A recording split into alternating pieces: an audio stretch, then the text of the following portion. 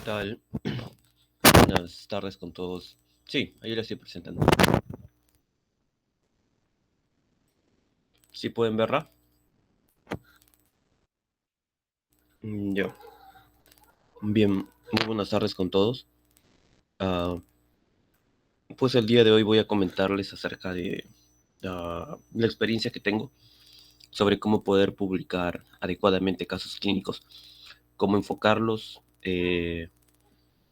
algunos errores comunes que me ha pasado y he visto, eh, tanto en la formulación como tal, la redacción y en la publicación. Así que, pues sin más preámbulo, eh, comenzamos con la ponencia. Pues más allá del quirófano, como saben yo, bueno, ya estoy a días de ser neurocirujano, así que básicamente voy a enfocarme en la parte quirúrgica, eh, pero en sí se puede aplicar tanto para casos clínicos públicos, el tema clínico o quirúrgico.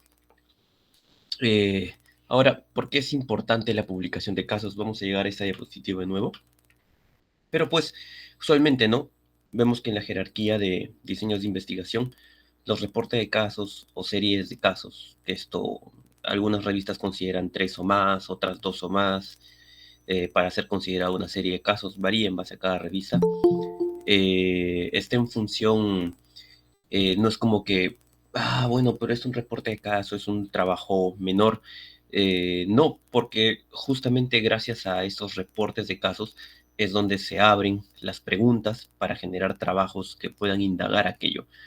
Yo creo que es gran, gran parte de las enfermedades descubiertas o de tratamientos vistos han comenzado como reportes de caso. Entonces, pues, eh, yo me acuerdo cuando estaba rotando en medicina interna, allá hace algunos años, también soy de pregrado de Ricardo Palma, eh, y justo uno de los maestros en el Revaliati nos decía, ¿no? Que los alumnos en otros países tienen un chip como que se ven algo que no les parece y rápidamente esto se reporta, ¿no? Se discute, tienen retroalimentaciones por pares, llevan a estos a discusiones de congreso, etcétera, lo cual en ese entonces no era algo tan fuerte. He visto que ya el tema de investigación ha crecido mucho. Ayer acabó el Congreso Peruano de Neurocirugía y he visto con mucha satisfacción muchos alumnos participar, no solamente como participantes como tal en el Congreso, sino como presentadores de trabajos de investigación, etcétera, ¿no? Entonces, el tema de mantener una cultura que pueda reportar lo que hagamos es sumamente prioritario, más en un contexto como el de nosotros, que no hay, al menos en la vieja escuela, esta costumbre de publicar lo que hagamos. Y más aún en temas de casos quirúrgicos. Entonces, ¿por qué es importante esto, no? Primero, nos engloba un aprendizaje profundo, porque al reportar un caso, analizamos profundamente las implicancias de la presentación, cómo este se relaciona con otros trabajos, otros reportes de caso publicados también. Eh, y esto nos lleva a tener un pensamiento crítico, a no solamente decir amén a lo que aprendamos en nuestras rotaciones, sino a buscar alternativas de presentación distintas, a buscar bibliografía que sustente el por qué este caso es distinto a lo que usualmente leo, etcétera, ¿no? Y el pensamiento crítico pues, es fundamental en toda nuestra carrera. Contribuir a la ciencia. Pues porque esto definitivamente pone un pie a la literatura, algo que posiblemente pueda conllevar cambiando paradigmas de las formas en cómo entendemos una enfermedad. Mejorar el CV, por supuesto. Eh, Hay muchas escuelas en el extranjero que involucran mucho el tema de publicaciones, incluso la postulación a subespecialidades. A becas involucra mucho el tema de reporte y no hay mejor forma que involucrarse con el tema de publicaciones que comenzando por reportes de caso. Y el networking, ¿no? Pues porque comenzando por reportes de casos, series de casos, uno puede empezar a relacionarse en congresos, al exponerlos, a ver con personas que están interesadas, entablar, pero oye, sí, este caso también me pasó acá, ¿qué tal si hacemos un multicéntrico? o algún doctor incluso interesado, oye, yo tengo un caso similar, podemos unirlos, etcétera. Entonces, la ciencia siempre va a ser el mejor camino para poder entablar relación con otros profesionales también interesados en lo que uno está postulando.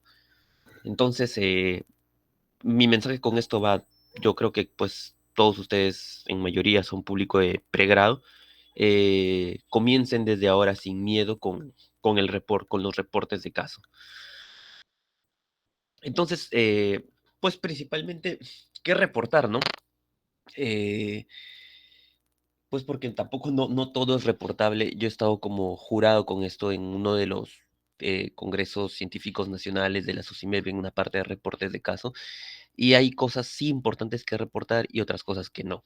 Entonces es importante también ayudar a diferenciar aquello, ¿no? Lo principal pues son enfermedades raras, ¿no? Una condición extrema poco común, por ejemplo, enfermedades que no se hayan reportado aquí o presentaciones inusuales como vemos en el segundo punto. Eh, Quizá hasta este punto podríamos enfocarlo en una patología y en base a eso ir deshilachándolo, ¿no? No sé, pues si hablamos de eh, un aneurisma cerebral, por ejemplo, ¿no? Ustedes están en su rotación, están en emergencias, llega un aneurisma cerebral.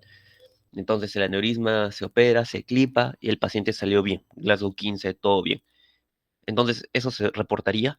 No, porque es un manejo usual, protocolar de un aneurisma cerebral, ¿no? En rareza, no sé, pues quizá si es que ese aneurisma cerebral hubiera sido enfocado dentro del contexto de un paciente que tenga otra patología en concomitante con una enfermedad de moya moya, que es una patología casi inusual en esa parte del mundo, más en Asia, o un aneurisma cerebral, no sé, pues justo asociado donde hay un punto de neurosis y cercosis que haya dañado la arteria, qué interesante, ¿no? O una presentación inusual de ese aneurisma cerebral. Quizá, como ustedes saben, la presentación de los aneurismas cerebrales rotos son cefaleas intensas con pérdida de conciencia, pero ¿qué tal si se presentó un caso de un aneurisma cerebral con una cefalea migrañosa y no intensa? Y le hacen la tomografía y hay sangre. Qué interesante también, no es una presentación inusual. Entonces, ¿me entienden? Por ejemplo, el mismo caso con manejo innovador. Ya, llegó un aneurisma cerebral con toda la clínica común, etcétera, pero esta vez el doctor decide no cliparlo, haciéndole una craniotomía, abriéndole el cráneo, sino cliparlo por la nariz, con una endoscopía, y entra por la nariz. Y ese es un abordaje poco convencional, qué interesante también. Estamos usando una tecnología novedosa para abordar una patología. O un resultado inesperado, ¿no? Quién sabe, este aneurisma ya es clipado, llega de la forma común, es tratado de la forma común y a pesar de que todos los parámetros estén bien, anestesiología ya ha dicho que también todo esté bien, el paciente no despierta. Entonces es una complicación rara porque hemos descartado y habiendo descartado eh, todas las causas principales por lo cual un paciente no despierta luego de una intervención quirúrgica. Entonces sí, es una complicación inesperada o que, por ejemplo, por ese aneurisma haya despertado alguna otra patología, haya hecho una insuficiencia endocrinológica. Es una complicación rara. Y por supuesto, el mensaje de aprendizaje potente. A ver, en este mismo caso de aneurisma, ¿qué tal si un alumno, no sé, pues tomemos como ejemplo, a ver, Renzo dice, va al servicio de neurocirugía todo empoderado él y les dice, bien, doctores, yo he leído que el hospital de Houston, Texas, tiene este protocolo nuevo de manejo de aneurismas cerebrales. ¿Qué tal si lo aplicamos y lo reportamos, ¿no? Entonces, los doctores dicen, a ver, ya bien, entonces protocolo nuevo, todo aneurisma tiene que ser operado entre las 2 horas, TAC de inicio, TAC de final, en los manejos de anestesiología deben ser de esta forma, y ya, ¿no? Renzo hace su reporte de casos. Entonces, también nos da un mensaje de aprendizaje potente, ¿no? O el tema de que Renzo haya leído, miren, a ver, yo creo que si es que ponemos este ácido tranexámico, puede disminuir la capacidad de sangrado, y los doctores le aceptan, y Renzo también hace aquello, ¿no? Y pues yo les digo porque comparto mis experiencias al respecto. Por ejemplo, ya, Yo cuando estaba en su lugar, estaba acabando cirugía. Como les dije, yo también soy de la... Ah, rayos, no sale. Pero yo también soy de la Ricardo Palma. Y pues yo hice exactamente lo mismo, ¿no? Yo tuve una rotación en el hospital universitario de la Universidad de Miami y justamente vi el caso, ¿no? Que está Jason Riveros, etcétera. Eh, ahorita voy a poner, a ver, no sé si se puede ver el caso. ah, ya bueno, vamos avanzando con esto. Entonces, ¿qué es lo que hice, no? Estuve rotando en el servicio, me acuerdo, de nefrología por un mes. eh, y lo que hice, vamos a poner mejor la pizarra. Ah,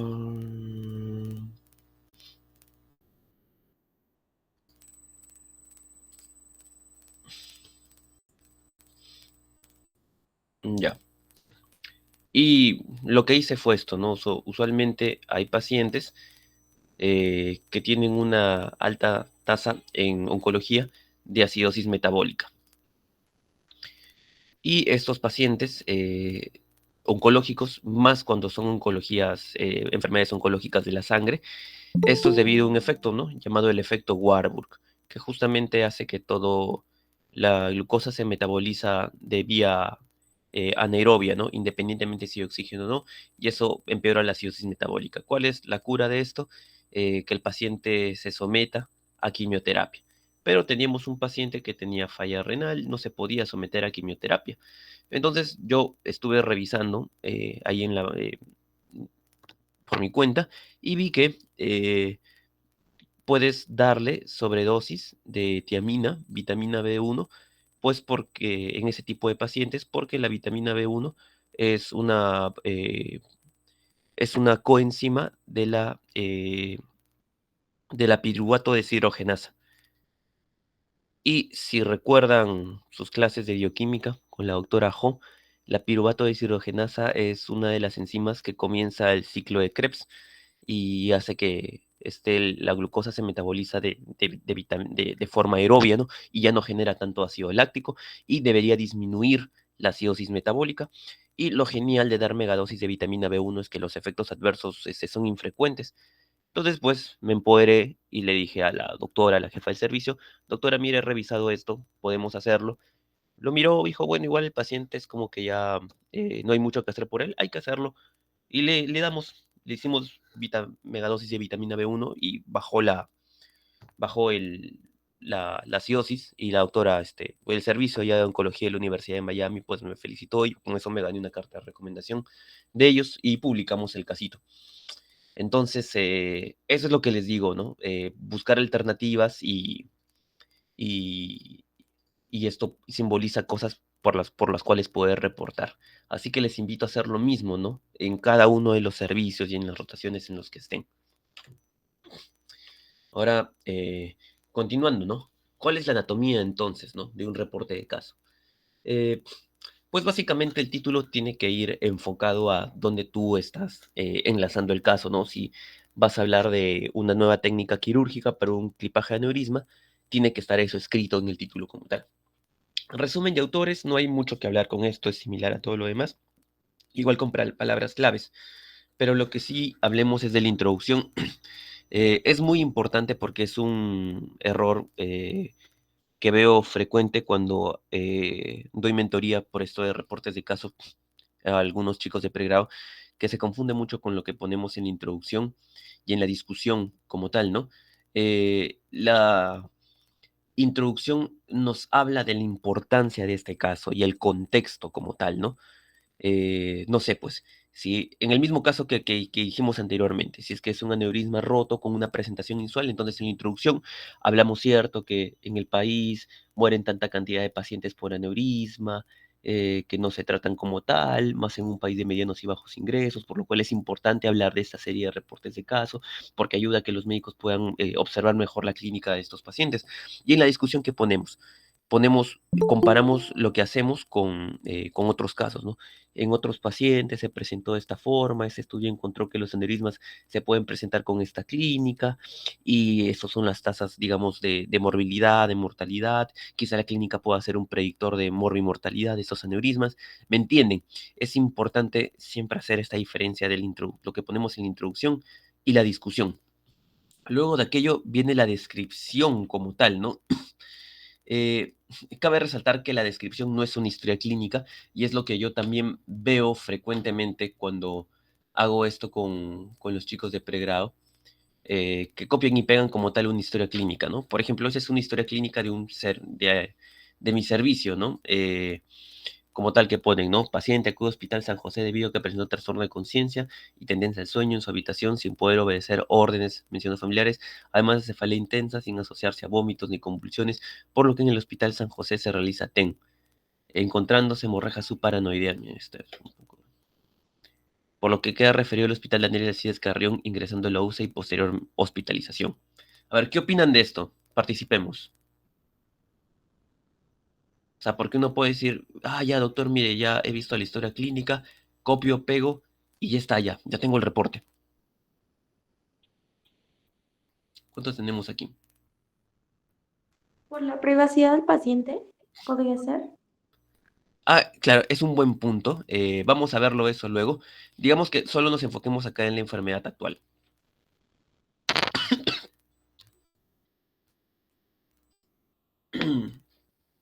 A ver, para esto pues comparamos. Disculpen. Esto con esto, ¿no? Creo que ese es el que ya lo tenía corregido. Ah, ya. Otra cosa con la introducción. Ese es un caso que también este era el primer como que bosquejo, pero es importante también ver el tema de las figuras, ¿no? Ya también lo vamos a hablar más adelante, pero usualmente tienen que estar seguros que la figura no tiene copyright del autor, etcétera, para poder citarla, etcétera. Por ejemplo, a ver, tenemos en mente este caso ahora, esta descripción de este caso. Se reporta el caso de un paciente masculino de 55 años sin antecedentes patológicos relevantes. El paciente comenzó con un cuadro clínico de hace 2 años caracterizado por cefalea persistente y disminución progresiva de la agudeza visual en el ojo izquierdo, lo que afectó su desempeño laboral. En los últimos 4 meses, los síntomas empeoraron, sumándose tinnitus, parecias y en mi cámara izquierda y episodios de mareo. Este,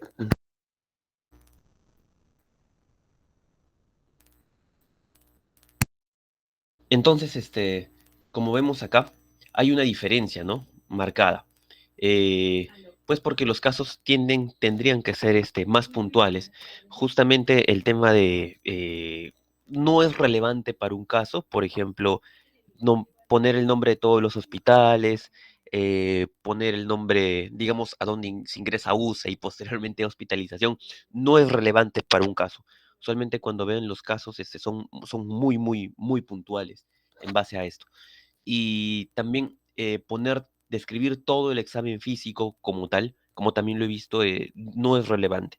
Los casos tienen solamente que limitarse a describir los hallazgos importantes y positivos. Igual también con antecedentes, ¿no? No es necesario negar los síntomas o negar antecedentes, solamente con algo sin antecedentes patológicos relevantes suficiente. Y esto pues nos guía muy bien, ¿no? La guía SCARE. La guía SCARE es la guía que nos... es la guía que piden las revistas de mayor prestigio cuando queremos reportar casos clínicos. La guía SCARE viene con la S de surgical, pero cuando son casos no quirúrgicos es solamente la guía CARE. SCARE es cuando es ya la presentación de un caso clínico quirúrgico. ¿Qué nos dice, no? Viéndonos para acá, con la información del paciente, por ejemplo. Eh, pues sí, si es que es importante, se tiene que definir el origen étnico, etcétera. Siempre la edad, el sexo también es importante. Lo demás solamente si es que es relevante para el caso, ¿no? Como tal. Luego, presentar, ¿cierto? Las molestias que tiene, como tal, por lo cual llegó a hospitalización, emergencia, pero de forma puntual. Igual también ver si es que hay antecedentes patológicos relevantes y no solamente no hay antecedentes patológicos relevantes. Esto tiene que ver tanto con el punto 5.6, 5D y la forma en cómo encontramos también, ¿no? Eh, los hallazgos clínicos. Entonces, es importante pues que estos vayan secuenciales, etcétera, para que esto pueda ayudar mejor al lector.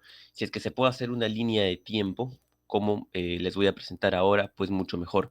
Y de esta forma, si es que el caso más va enfocado, todo va en base al enfoque, ¿no? O sea, si es que el caso va enfocado a una técnica quirúrgica como tal o una complicación, quizá esto tiene que ser muy puntual, pero si es que nosotros estamos enfocando el caso, no sé, pues si es que Valeria dijo, he encontrado una forma novedosa, un score que me predice que los sangrados pueden ser por aneurisma roto. Entonces hacemos mucho más énfasis en esto, ¿no? Entonces todo va a ir dado en base al enfoque del caso. Vamos a pues, mostrarles un ejemplo justo de uno de los casos. Mientras va cargando. Ah, ya cargó. Entonces, pues en este caso, como vemos, hicimos una línea de tiempo, ¿no? Desde el nacimiento hasta, eh, hasta la admisión hospitalaria porque era relevante, ¿no? Este era el caso de un síndrome de COPS, que es una enfermedad neurodérmica que afecta tanto, tiene afectaciones por dermatomas, de distribución por dermatomas, y justamente en este caso, estas afecciones neurodérmicas suelen también proliferar en el canal medular con lesiones tipo hemangiomatosas. Y en este caso, este paciente debutó con estas lesiones dérmicas que no hizo mucho caso hasta que empezó con paraparesia, ¿no? No dificultad para poder caminar. Por eso sí vino neurocirugía, lo operamos, descomprimimos la médula espinal y continuamos el manejo en conjunto. Entonces, y es importante, ¿no? También la presentación en cómo vamos enfocado a los hallazgos visuales. Pues como tal, creo que esto es muy esquemático, ¿no? Y esto involucra el trabajo en conjunto también con otras especialidades. Acá trabajamos mucho con los dermatólogos. Entonces, por un lado, pusimos las lesiones por dermatoscopía que el paciente tenía y la anatomía patológica, justamente estas lesiones. Y por otro, tanto las lesiones por resonancia magnética como comprimía la médula y los hallazgos quirúrgicos, ¿no? Ya la médula es comprimida y los hallazgos de las biopsias de las lesiones que tomamos ahí. Entonces, esta representatividad es la que ustedes también tienen que tener al momento de reportar un caso. Por supuesto, si es que más nos enfocamos a la intervención de la terapia, se tiene que hacer énfasis así, ¿no? Si es que Renzo dijo, este, yo me he entrenado con una nueva técnica para clipar aneurismas, entonces, y el reporte de caso, he tenido un caso de éxito con una técnica muy innovadora, entonces acá es donde se tiene que hacer mucho más énfasis. Y es lo interesante, ¿no? Ver cómo está el paciente antes de la intervención, ver los tipos de intervención como tal, tanto el manejo, cómo se enfoca, ¿no? El manejo farmacológico, quirúrgico, etcétera, los tratamientos que se tiene como tal antes de la intervención y los dispositivos médicos que se utilizan. Eso también es sumamente importante porque más eso se ve en Perú, ¿no? En Perú se hacen proezas, de verdad, en mi área yo he visto que se hacen proezas increíbles para manejar patologías que en otros países se optaría por un manejo conservador o por un manejo no quirúrgico, y acá se les opera y hay muy buenos casos, pero no tenemos la costumbre de reportarlos. No se reportan y quedan solamente en el conocimiento local de los del hospital y por ahí de a nivel local, ¿no? Entonces, por eso es importante que ustedes que empiecen a rotar estén atentos con eso, ¿no? Y ayudar, ¿no? Porque es lo que se hacen en otros países, que el trabajo no solo se sobrecarga con los residentes, sino que va en conjunto el apoyo pregrado, residentes, especialistas, metodólogos, Entonces, muchachos, ustedes son la base fundamental para que estos casos puedan alcanzar la literatura universal científica. Igual, ¿no? Todo lo que tiene que ver con la perintervención, tanto de la intervención como tal, la técnica quirúrgica, incluso el tipo de sutura, eh, estadios quirúrgicos. Si es que se puede ver un video cómo se reportan, mucho mejor. Hay muchas revistas que te permiten subir videos como tal. Y eso también es importante, ¿no? La experiencia del cirujano. Es también sumamente interesante poder comentarlo. Eh, Principalmente esto es lo importante, ¿no? Todo lo demás se enfoca en el posoperatorio. Y por supuesto, el follow-up. Es importante también contar cómo estaba el paciente al alta. Si tenemos una medición a los 12 meses, pues mejor, mejor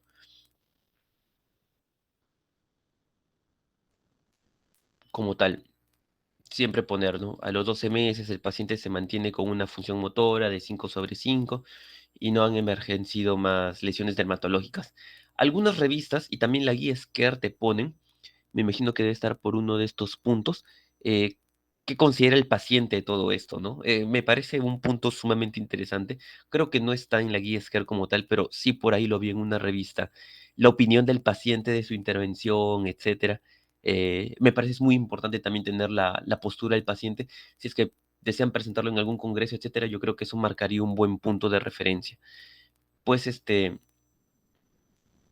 esto ya lo hemos hablado bueno, anteriormente en base a cómo poder es- semantizar la presentación clínica en una línea y que eso no es una historia clínica, eso quiero que quede muy claro.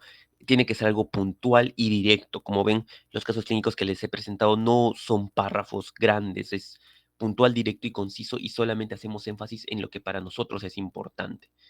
Esto pues prácticamente ya lo hemos hablado en el punto anterior, pero me vale el punto hacer énfasis en el consentimiento informado. Siempre tiene que estar explícito, los congresos lo piden, hay algunas revistas que también te piden explícitamente el congreso, el consentimiento firmado, otras solo te lo preguntan, pero es importante, ¿no? Eh, tener este punto por temas éticos muy presente. Y por supuesto las revistas, ¿no? No todas las revistas aceptan casos clínicos, así que, y de las que aceptan, no todas son gratis. O sea, lo digo poniéndome en su perspectiva de ustedes. Yo, un alumno de pregrado que quiero comenzar a publicar casos clínicos, tienen que tener cuidado. Yo, por ejemplo, tuve ahí me acuerdo, me hicieron una jugada, encontré una revista, yo recién estaba comenzando con todo esto, me esforcé cada revista tiene como su molde, ¿no? De cómo quieres que lo presentes, etcétera. Y a veces sí cuesta un poco adaptarlo, poner los datos en base. Cada revista tiene su propio molde en cómo quieren que presenten los casos. Mando, se revisa por pares y me dice, muy bien, doctor Jason Rivero, su paciente, su caso está listo para presentarse, pero son $2,500. Yo, miércoles. O sea, todo esto pasó en vano, ¿no? Perdí tiempo y esfuerzo en vano.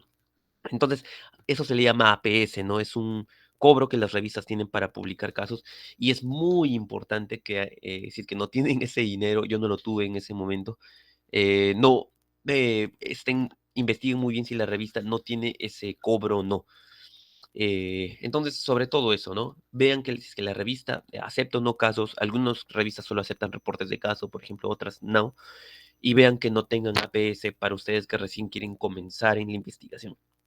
Por supuesto, si son revistas indexadas a Scopus o Web of Science, es mucho mejor porque va a subir puntos acá en Perú para que puedan tener su perfil Renacid, ¿no?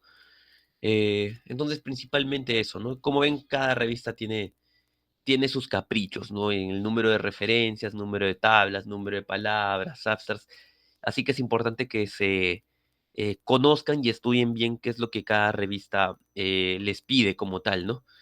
Entonces, ya finalizando, es importante que todos ustedes tengan un tutor, un mentor, un especialista que pueda darles la retroalimentación, el enfoque adecuado. Y es importante también porque si es que solo publican un reporte caso como yo, Jason Riveros, de hace 10 años como alumno de medicina, posiblemente no sean aceptados. Entonces es importante tener un tutor o un mentor. Como bien que queda muy en claro, cualquiera de ustedes que esté interesado en un caso neurológico, neuroquirúrgico, psiquiátrico enfocado en neurociencias, yo encantado, o de educación médica, yo encantado de poder apoyar. Lo otro es seleccionar bien la revista. Estudien la revista, si es que es un caso de neurocisticercosis, por ejemplo, no lo vamos a mandar a una revista de vascular. Entonces, evalúen bien, hagan su lista, es lo que yo hago con los chicos cuando vamos a publicar un caso. Hacemos como una lista de 5 revistas, digamos, ya mandamos a esto, esperamos, bacán, si no, segunda opción, tercera opción, cuarta opción, pero conozcan ya, como les dije, que sea una revista idealmente indexada a Scopus o Web of Science y que no te cobre APS. Por supuesto viene el factor de impacto, ¿no? Usualmente las revistas que tienen mayores factores de impacto son las que más cuestan, no todas, pero usualmente esa es la regla, ¿no? Son las que te van a cobrar sí o sí.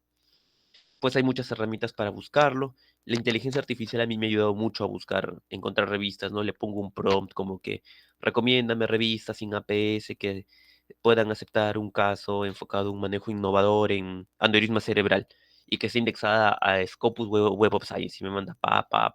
Obviamente, por favor, cotejen la información porque usualmente pasa también que te mande el nombre de la revista y te manda el link de otra revista.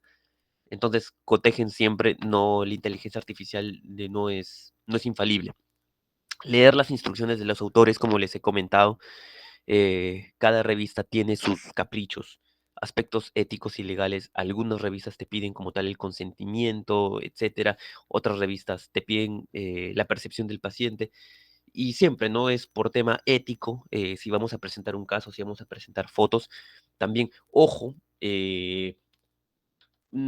esto ya es casi algo universal, pero algunas revistas no te piden, no hay problema si te piden que hayan letras, pero sí que borren información del paciente. Eso también háganlo siempre, siempre, siempre.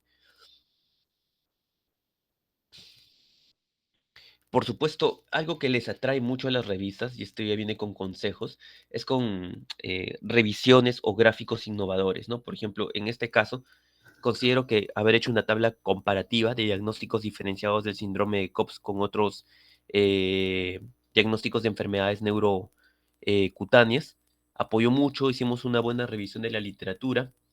Por ejemplo, ay, a ver, en este acá también el familiar de uno de los doctores era diseñador y nos apoyó con un gráfico, con un buen gráfico como tal, ¿no? Creo que, no sé si está acá, no, pero nos apoyó con un buen gráfico de la intervención quirúrgica como tal. Así que ese tipo de cosas también suman bastante. A ver, voy a ver si es que lo logro encontrar. Ah, espero que esté acá. No, que eso sí está. Los gráficos se mandan. Usualmente los gráficos siempre se mandan aparte.